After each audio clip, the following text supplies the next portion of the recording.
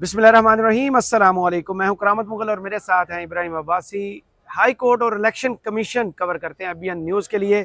आज की वीडियो में हम बात करने जा रहे हैं उस किरदार की जिस पर आज पर्दा उठ गया है। पर्दे के पीछे जो किरदार वो अदा कर रहे थे वो सब के सामने दिन की रोशनी में अय्या होके आ गया है कि इमरान खान आज जो जेल में है उसकी सहूलतकारी इस्लामाबाद हाई कोर्ट के चीफ जस्टिस आमिर फारूक साहब कर रहे हैं। इसके अलावा इलेक्शन कमीशन जो बारीक वारदात डाल रहा है कि पीटीआई सियासी जमात है या पार्लिमानी जमात है, इसके साथ साथ और चीफ इलेक्शन कमिश्नर किन कामों में मसरूफ़ हैं, उस हवाले से इस वीडियो में बात करेंगे। इसके अलावा सबसे पहले मैं आपको बताता चलूँ उस आलमी मुकाबले की जहाँ पर छोटे कद से सबसे बड़ी छलांग लगाने का मुकाबला जीता है जनाब शहबाज शरीफ साहब ने, जिनका रिमोट कंट्रोल कभी मरी में बैठा होता है, कभी ईवान सदर में और कभी पिंडी में।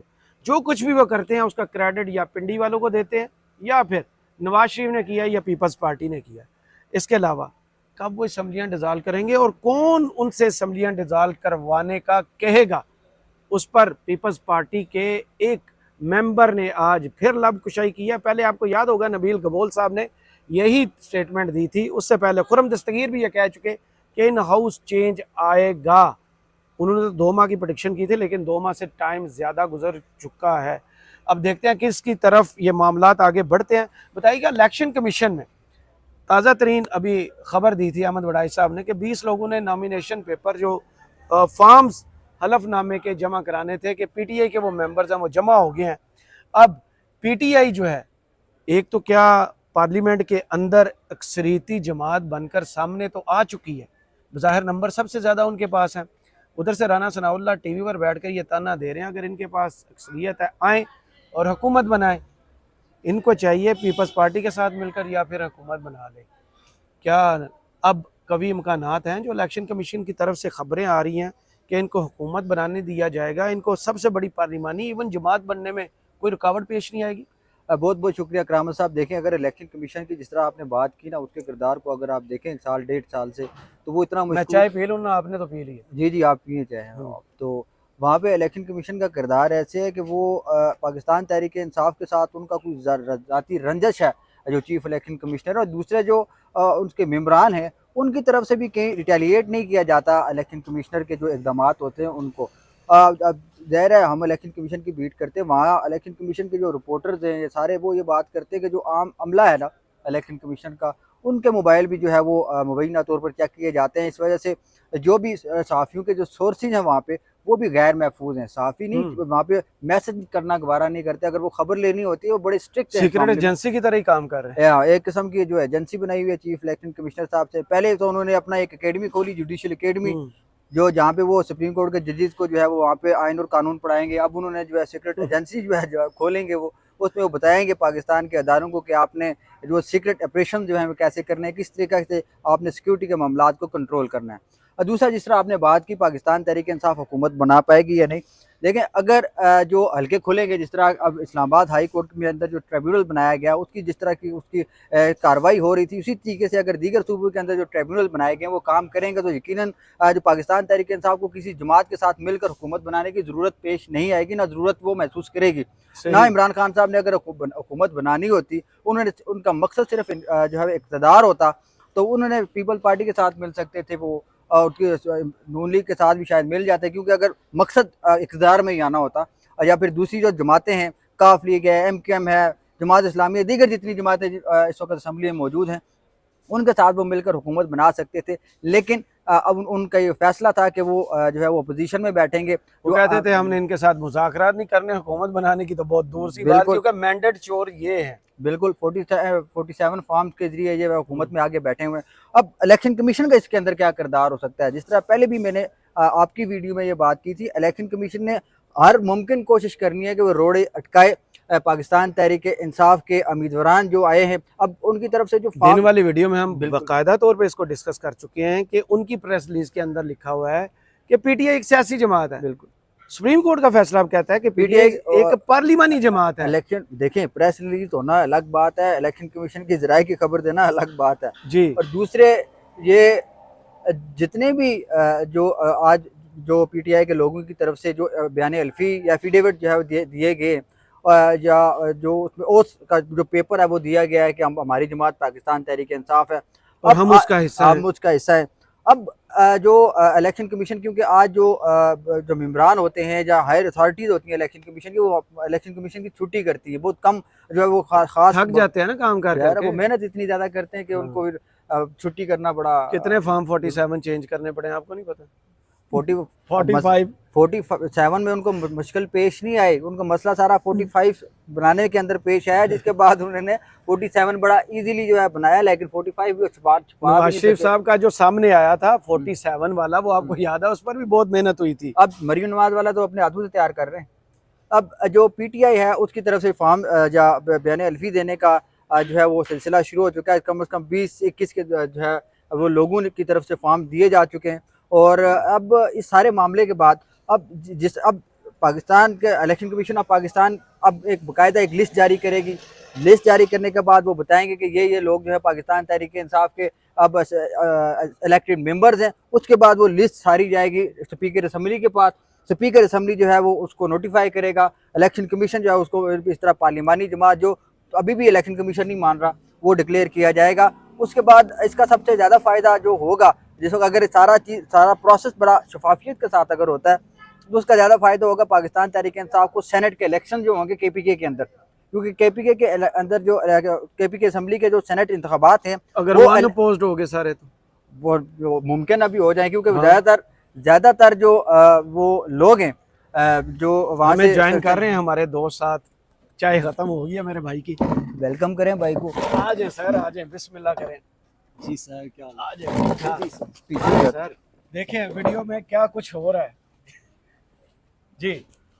तो उसके बाद जो केपीके के अंदर जो इंतखाबात होने सेनेट के, वहाँ से जो है वो ज़्यादातर अक्सरियत के अंदर जो है वो पाकिस्तान तहरीक इंसाफ सेनेट में आएगी। इसके साथ साथ जो लोग जो है वो छुपे हुए हैं इस वक्त मंजर आम पर नहीं आ सकते। मुराद सईद साहब जो है सर फरिश्त है, मुमकिन है कि वो भी आपको एज ए सेनेटर जो है मंजर आम पर आते हुए नजर आए। जब बोलना चाहें फोरम हाजिर है, बोल सकते हैं। आप बोले आप अच्छा। तो उसके बाद जो आजम स्वाति साहब हैं वो भी आ जाएंगे सेनेट के अंदर।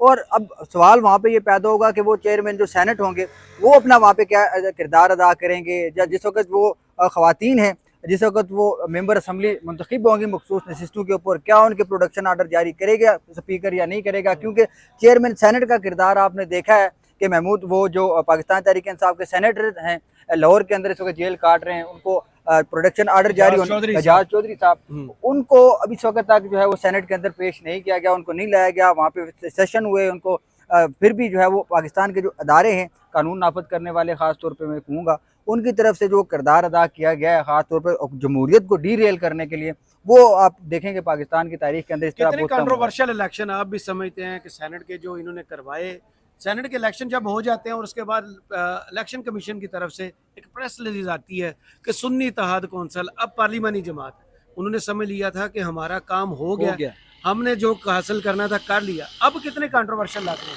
देखिए, मैं तो इस पर सबसे पहले ये बात करूंगा कि जो सेनेट को अभी तक नामुकम्मल रख के आपने इलेक्शन कमीशन ऑफ पाकिस्तान ने, जिसको काजी फायज़ साहब बार बार कहते हैं कि एक आईनी अदारा है जी, उसने सेनेट को नामुकम्मल रख के जो फेडरेशन ऑफ पाकिस्तान है उसके ऊपर बड़ी कारी ज़रब लगाई। बिल्कुल ऐसे ये सबसे बड़ी बात है कि सेनेट के अंदर जो कानून साजी हो रही है, जो चेयरमैन सेनेट का इंतखाब हुआ है, डिप्टी चेयरमैन सेनेट का इंतखाब हुआ है, वहाँ पे कमेटियाँ बनी हैं, कानून बने हैं, वहाँ पे खैबर पख्तूनख्वा की नुमाइंदगी नहीं, वहाँ उनके 12 सेनेटर काजी साहब ने एक दफा भी ये सवाल नहीं उठाया, ये सवाल कोई उठा ही नहीं रहा। और मुझे हैरत होती है अली अमीन गंडापुर साहब पे कि वो लोग भी इस बात को उजागर नहीं करते कि भाई हमारे 12 सेनेटर हैं, 11 सीटें हमारी खाली हैं, उसके बगैर आप कैसे कानून साजी कर रहे हैं। कानून साजी पूरे पाकिस्तान के लिए की जाती है, पाकिस्तान एक फेडरेशन है, तो फेडरेशन के अंदर एक सूबे को आप कैसे निगलेक्ट कर रहे हैं। ये बहुत बड़ा एक जुर्म, मैं उसको जुर्म कहूँगा कि इलेक्शन कमीशन ऑफ पाकिस्तान ने जो ये जुर्म किया है। एक और बड़ी इंपॉर्टेंट चीज़ मैं आपको बताऊं, जिस तरह वराइद साहब ने बात की ना कि ये जो है वो केपीके की नुमाइंदगी नहीं है, इसका फ़ायदा पाकिस्तान तहरीक इंसाफ मुस्तकबिल में जाके उठा सकती है, उस सेंस में उठा सकती है। ख़ास तौर के अंदर जो इलेक्शन तरमीमी बिल आया था जिसके अंदर जो रिटायर्ड जजेस को इख्तियारात दे दिए गए थे कि आप वो जो है ट्रिब्यूनल जो है वो इलेक्शन ट्रिब्यूनल का हिस्सा होंगे, वो केसेस सुनेंगे। अगर ये केस ऑटोमेटिकली ये लाहौर हाई कोर्ट के अंदर चैलेंज भी किया जा चुका है, ये खास तौर पे जो शायद करीम साहब के साथ बिल्कुल। मुकर्रर हो गया ऑर्डिनेंस, और उसको बिल्कुल। सुना है कि सलमान अकरम राजा साहब तरमीमी दरखास्त दायर करेंगे क्योंकि वो अब कानून बन बिल्कुल, अब सही। जो कानून बुनियादी तौर पे अब चैलेंज होगा वहाँ पे पाकिस्तान तहरीक इंसाफ जो है वो उसका फ़ायदा उठा सकती है।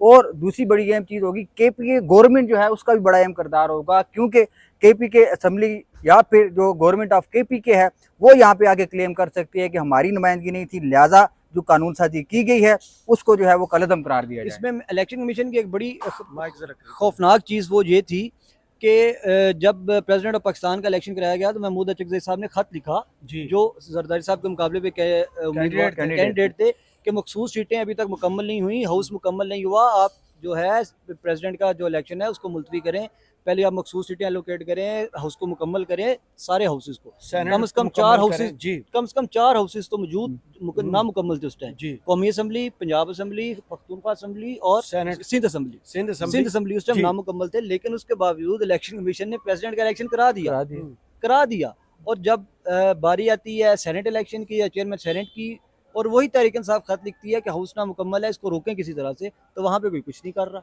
हम्म। वो 11 सीटें तकरीबन मार्च में इलेक्शन हुए मार्च थे, में हुए। अप्रैल मई जून जुलाई 4 माह हो चुके हैं, खैबर पख्तूनख्वा के 4 मुकम्मल माह नुमाइंदगी तो नहीं। उस चीज की तरफ ही हो रहे हैं जो मेरा अगला सवाल इनसे है कि काज लिस्ट अच्छा, यहाँ आ पर रही मैं है। आपको एक बात जी। आपके रोकूंगा। हम्म, आपसे मेरा आपसे एक सवाल है कि मखसूस सीटें मिलने के बाद, अभी जो मखसूस सीटें मिलेंगी पंजाब असम्बली में, जब तहरीक इंसाफ को या अब तो तहरीक इंसाफ या सुन्नी अब तो तहरीक तहरीक इंसाफ तहरीक इंसाफ सुप्रीम को कोर्ट ने कह दिया 105 मेंबर उनके पहले से मौजूद हैं, हम्म। 27 सीटें उनको पंजाब असम्बली में एलोकेट होनी है, 24 खवातीन की हैं और 3 मिनॉरिटीज मिनॉरिटीज़ की सीटें हैं, उनके मेंबर्स हो जाने 132।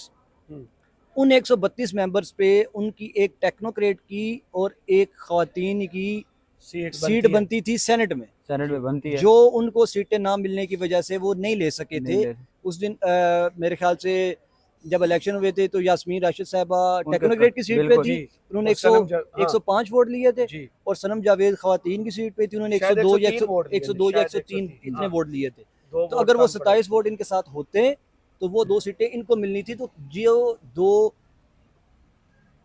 इरकान आए हुए हैं जाली वोटों से मुंतखब हो पड़े। जी सेनेट में, मोहसिन 2 नकवी साहब सबसे अब बड़ा पता नहीं सवालिया अब कौन निशान। से वो हैं 2, पंजाब एक से टेक्नोक्रेट देखे। की सीट है और एक खातून की सीट मोहसिन है। नकवी साहब सबसे बड़े बुशरा अंजुम सवालिया साहब जी। आई हुई हैं, हम्म, और साथ अनुशा रहमान साहब हैं, हाँ और और रहमान साहब भी बड़ी इंपॉर्टेंट है 2 नून लीग के ये लिए। आई हुई हैं, और खवातीन की सीटों पे और जो टेक्नोक्रेट की सीट है वहाँ से औरंगजेब साहब थे, जी वज़ीर खजाना खजाना, साहब, और साथ पता नहीं कौन थे, मोहसिन नकवी साहब जनरल सीट पे, जन्नत सीट पे जन्नत सीट जैसे पे लाए गए थे। मौलाना अब्बास नासिर साहब तो आए उनका थे। क्या हाँ। बनेगा? अब देखिए, देखिए क्या होगा उनका, अब उनके पास इलेक्शन माइक है। इलेक्शन कमीशन का यहाँ पे आपने जिस तरह आपने बात की कि इलेक्शन कमीशन क्या करेगा, अब यहाँ पे जाहिर है इलेक्शन कमीशन को के पास एक तो अपना 100 वोटों का इख्तियार उनके पास है कि अगर पाकिस्तान तहरीक इंसाफ की तरफ से अगर कोई सवालात या कोई नहीं, इतराज वो ना भी कुर्सी उठाया जाए, कर सकते हैं, कोई ऐसा मसला नहीं। अच्छा इजी हो तो ये अगर पाकिस्तान तहरीक इंसाफ की जानिब से अगर इतराज़ ना भी किया जाए तो जो इलेक्शन कमीशन है उसके पास इख्तियारात होते हैं कि वो कहीं भी ऐसी बेज़ाब्तियाँ हो रही हों तो वहाँ पे वो 100 वोटों लेकर उसको इलेक्शन को या किसी अगर असम्बली के इलेक्शन अंदर कमीशन चाहे तो, अगर उसकी इलेक्शन मंशा हो तो। वो तो तहरीक इंसाफ की एक आधी सीट कम ही करेंगे, ज्यादा करने वाली साइड पे नहीं। लेकिन दूसरा काज लिस्ट का बड़ा आज हुआ कि आ रही है काज लिस्ट 23 को, ये सुना जा रहा है कितना मानी खेज है कि सारे के सारे एक तो हरकारे पीटीआई के खिलाफ खड़े कर दिए गए, और दूसरा एकदम से इलेक्शन कमीशन जागता है जो मार्च से सोया हुआ है, 2 दफा काज लिस्ट कैंसिल कर चुका है कि इंटर पार्टी इलेक्शन का सर्टिफिकेट कब जारी करेगा। अब 23 जुलाई डेट रख दी गई है, इसकी वजह क्या नजर आ रही है? देखिए, आप जो पूरे पाकिस्तान तहरीक इंसाफ के इंटर पार्टी इंतखाबात है ना 2022 के बाद, 9 जून 2022 को इंतखाबात हुए, उसकी वजह ये बनी, अब वहाँ पे पाकिस्तान तहरीक इंसाफ को अब वहाँ पे अंदाजा हो जाना चाहिए था, लेकिन मिसअंडरस्टैंडिंग हो गई। 2021 में इंतखाबात करवाई पाकिस्तान तहरीक इंसाफ ने, उसके बाद पाकिस्तान तहरीक इंसाफ ने जो डायरेक्शन सुप्रीम कोर्ट से और इलेक्शन कमीशन से मिलती है, अब मैं आपको उनके मनोवन फॉलो बिल्कुल करते हुए बिल्कुल वो करवाए, उसके बाद अमेंडमेंट कर दी उन्होंने अपने आइन के अंदर, उसके बाद 2022 के अंदर उन्होंने दोबारा इंतखाबात करवा दिए। अब वो वाला केस इतराज उठा दिया वहाँ पे Pakistan election commission of Pakistan की जानिब से, 1.5 साल केस वो चला है इलेक्शन कमीशन के अंदर जी, 1.5 साल वो केस चला है। 1.5 साल के बाद उन्होंने कहा जी आपके जो इलेक्शन है ये हम इसको कलअदम करार देते हैं, अब नए इंतखाबात करवाएं। उन्होंने फिर 2023 के अंदर नए इंतखाबात करवाए। अब जिस वक्त वो नए इंतखाबात हुए वहाँ पे अचानक एक हस्ती आ गई, अकबर बाबर साहब, जिनको मैं तो नहीं जानता उनको वो कौन है, जो फैमिली का हिस्सा नहीं है फैमिली लेकिन का हिस्सा- प्रॉपर्टी में हिस्सा चाहिए। हाँ, वो जिस जिस तरह कहते हैं बानी है, बानी है वो, बानी रुकन। बानी वो काजी उनका साहब ने कहा। उनका और वो इलेक्शन भी लड़ा, काजी साहब वो भी भूल गए हैं कि इस बंदे ने तो इलेक्शन लड़ रहा एक था। एक ये 14 लोग लेके आया था ना, मैं- वो 14 लोगों का पता है ना, अकबर एस बाबर का पता एक है। मैं आपको नूरीन का। बिल्कुल हाँ, वो 14 में शामिल थी नूरीन। रोहिन जो रो रही थी, एक और मजे की बात हूँ, जो अकबर एस बाबर का किरदार वही है इंट्रा पार्टी इंतखाबात के अंदर जो ओन चौधरी का किरदार था गैर शरई निकाह के अंदर। ये बात आप माने, बेशक द मोस्ट इररिलेवेंट पर्सन। ठीक, हाँ बिल्कुल ऐसे ही है। जिस तरह सलमान सफदर साहब ने कहा कि ये गवाह तो बिशरा बीबी और खैबर मानिका के बच्चों को होना चाहिए था, ओन चौधरी तो खैबर मानिका का और बच्चा ना ही ही नहीं है, लतीफ बनता था। ना लतीफ बनता था। अलबत्ता ये सारे मामले के बाद जो है वो इलेक्शन कमीशन को उनको दोबारा वार्निंग दिया, 20 दिन के अंदर आप इंतखाबात करवाएं, ला के आप जो है वो दे दें। यहाँ और ये पे भी तारीख में पहली पहली दफा हुआ है।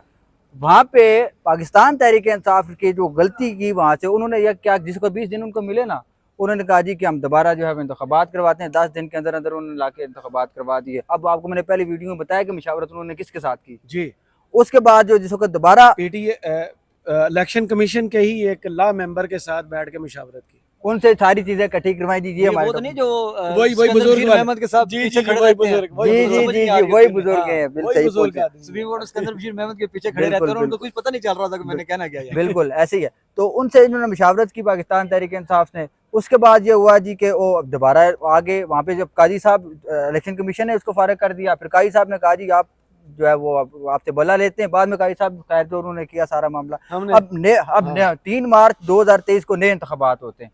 इंतखाबात होने के एक हफ्ते के अंदर जो 5 सर्टिफिकेट तारीख को सर्टिफिकेट के लिए जमा करवा देते हैं, 7 दिन। अब देखें पाकिस्तान मुझे दे दो, मैं- इलेक्शन एक्ट जो है उसके अंदर 7 दिन पार्टी के पास भी होते हैं और 7 ही दिन होते हैं इलेक्शन कमीशन के पास। 7 दिन में पार्टी ने अपना सर्टिफिकेट जमा करवाना होता है और 7 दिन इलेक्शन कमीशन के पास होते हैं कि वो उसको एक्सेप्ट करती है, रिजेक्ट करती है।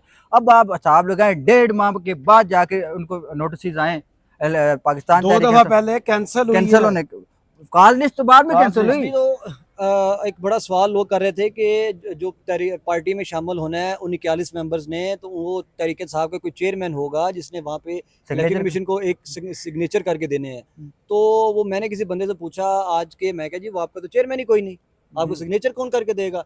तो उनका आगे से मुझे ये जवाब मिला कि सुप्रीम कोर्ट पाकिस्तान ने जो 8 जजेस का फैसला है उन्होंने बैरिस्टर गौर की जानब से जारी किए गए टिकट को तस्लीम किया है, तस्लीम किया है। तो अब बैरिस्टर गौर साहब के जो जारी किए गए दस्तखत होंगे या जो भी पेपर वो जारी करेंगे, वो मसला भी हल है। उसको इलेक्शन कमीशन को तस्लीम करना पड़ेगा। मैंने कहा वो कर लेंगे, उसने कहा नहीं जी करेंगे नहीं, ये नहीं है वो कर लेंगे। मेंगना पान दे दो। हाँ, हम उनके पास जाएंगे, वो सारी बात आगे से हमें कहेंगे कि भाई साहब आपको तो चेयरमैन ही कोई नहीं। बैरिस्टर गौर तो चैम्बर के दरवाजे इसीलिए उस चैम्बर के आर्डर दरवाजे- के अंदर खोले गए चैम्बर के उनको पता दरवाजे है कि इसलिए इलेक्शन खोले गए हैं कमीशन कि अब वो मेरे ख्याल से तहरीक इंसाफ को जाना पड़ेगा वहाँ पे दोबारा चैम्बर में कि आप हमारे जारी किए गए पार्टी टिकट को तो मान रहे हैं। पार्टी टिकट की बुनियाद पे भी आप लोगों ने फैसला किया कि ये 39 मेंबर्स जो हैं वो तहरीक इंसाफ का हिस्सा हैं। कुछ ने डिक्लेरेशन दिया, कुछ ने पार्टी टिकट दे दिया था। जैसे शफकत अब्बास अवान साहब हैं सरगोदा वाले, उन्होंने पार्टी टिकट जमा कराया। शेख इम्तियाज लाहौर वाले उन्होंने पार्टी टिकट जमा करवाया, तो उनको तहरीक इंसाफ का मेंबर डिक्लेयर किया गया। वो 39 मेंबरों में से हैं। हाँ, तो वो बैरिस्टर गौर साहब के दस्तखतों से जारी हुआ हुआ है। सही। वो जो डीजी लॉ साहब हैं उनको चाहिए कि ये सिकंदर सुल्तान राशिद साहब को भी बताना। दूसरी चीज ये है कि जिस तरह राइट साहब ने बात की, ये सारा मामला जो इलेक्शन कमीशन के पास आके अटकेगा ना, इलेक्शन कमीशन यहाँ पे टेक्निकल जो है सारे हरबे जो है वो इस्तेमाल करने की कोशिश करेगा। अब इलेक्शन कमीशन को अगर रोका जा सकता है ना, उसकी सिर्फ एक रीजन है कि जो तफसीली फैसला है ना वो अगर क्लियर एंड कट होगा, डायरेक्शन जिसके अंदर होगी, वो आप जाके कहीं ना कहीं उसके लिए रुकावट बन सकता है। वरना तो जिस तरह आपने बोला ना कि काज लिस्ट कैंसिल क्यों होगा, अभी भी काज लिस्ट ऑफिशियली नहीं आई। बिल्कुल, आपने खबर भी रिपोर्ट नहीं की। बिल्कुल, मैंने खबर भी इस तरीके से रिपोर्ट नहीं की। मैंने इस वजह से नहीं की, बाकी चैनल्स ने किया, इन्होंने खबर मैंने रिपोर्ट इस वजह से नहीं की, वेबसाइट पे भी जारी नहीं की मेरे हाँ, ख्याल। बिल्कुल नहीं की। वेबसाइट पे जारी वर्बल नहीं की, किया है। वर्बल। अब वो किस रिपोर्ट देने, अब देख वो रिएक्शन चेक करना होता है ना, रिएक्शन क्या आएगा। शायद कहीं से उनको अब कहा ही ना गया हो कि आपने ये कब लगाना है केस, नहीं लगाना। इन्होंने अपनी मर्जी से जो है कहते चलो हम ट्राई करते हैं, 23 को लगाते हैं, देखते हैं क्या रिएक्शन आता है। सही। अब जिसका रिएक्शन आएगा, इलेक्शन कमीशन में बात 7 वाली बिल्डिंग में चले, चलते हैं। हाँ, इस्लामाबाद हाई कोर्ट, इमरान खान की अमर दोबारा सब छुट्टी पे जा रहे हैं जी, वो इन्होंने खबर ब्रेक की थी, अपने पूरी वीडियो की थी कि ये गर्मियां जो हैं बहुत सख्त होने वाली हैं, क़यामत खेज गर्मियां मेरे साबित को होगी। 2 नून लिख के लिए 22 की गर्मी में भी नहीं गए वो छुट्टियों पे, पिछले साल नहीं गए थे, इस दफा जा रहे 22 में भी नहीं गए, 23 में भी नहीं गए। जी।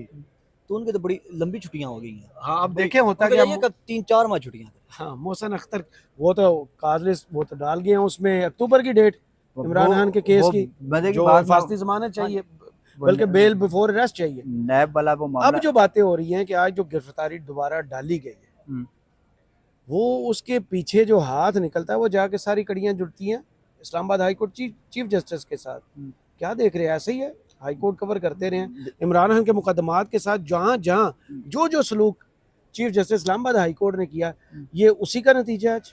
देखें, जिसका नैब इंक्वायरी वाला जो केस है ना, वो इस्लामाबाद हाई कोर्ट के अंदर चैलेंज किया पाकिस्तान तहरीक इंसाफ की जानिब से या इमरान खान के वकला की जानिब से, इन प्री अरेस्ट बेल जो है वो दायर की गई। फिर उन्होंने अर्ली हेयरिंग की एप्लीकेशन डाली, वो फिर आगे अक्टूबर 17 अक्टूबर को जाके लग गई। अब उसी केस के अंदर इनको गिरफ्तार कर दिया गया है। अब देखें, पाकिस्तान तहरीक इंसाफ की तरफ से या इमरान खान साहब के वकला की तरफ से एक जो है वो बेहतरीन कदम था, इसको आप कह सकते हैं। फिर आज ही उन्होंने जाके नैब कोर्ट के अंदर दोबारा वो दरखास्तें डाली हैं प्री अरेस्ट बेल। अब देखते हैं, वहाँ पे कल पीर के लिए नोटिस भी हुए हैं। जिस तरह आप जिसके जस्टिस आमिर फारूक के किरदार की बात कर रहे हैं ना, चीदा वाकयात को चीदा बता दें कि देखें, हिस्ट्री पूरी है पीछे इमरान खान आज जिसके वर्सेस जस्टिस आमिर फारूक। देखें, ये जो मामला है ना खैर शरी निकाह वाला, आपको याद होगा कि आमिर फारूक साहब ने इसके ऊपर इनकी बिलें रिजेक्ट की थी, बुशरा बीबी और इमरान खान की। उसके अंदर जस्टिस तारक महमूद जहांगीरी साहब भी बैठे हुए थे इस केस के अंदर। दूसरा जो साइफर वाला केस था ना, साइफर वाला केस का क्यों पाकिस्तान या इमरान खान के हक में आया या उसके हक में आया, क्योंकि वहाँ पे जो पहली 3-4 समातें हुई थी ना, उसमें जो जस्टिस मियां गुल हसन औरंगजेब की ऑब्जर्वेशन थी ना, वो उनको मजबूर कर रही थी chief justice Islamabad high court के वो भी कुछ सवालात करें। बाद में जिस वक्त जो प्रोसिक्यूशन थी या FIA की जो लीगल टीम थी, उसकी तरफ से जिस वक्त दलाइल देना शुरू किए गए ना, तो वहाँ पे आजम खान वाला मामला और एक कैमरामैन वाला मामला या PTV के कैमरामैन का, वहाँ से जाके जो है वो चीफ जस्टिस आमिर फारूक साहब ने ऑब्जर्वेशन देना शुरू की, उन्होंने बताना शुरू किया, केस को खंगालना शुरू किया।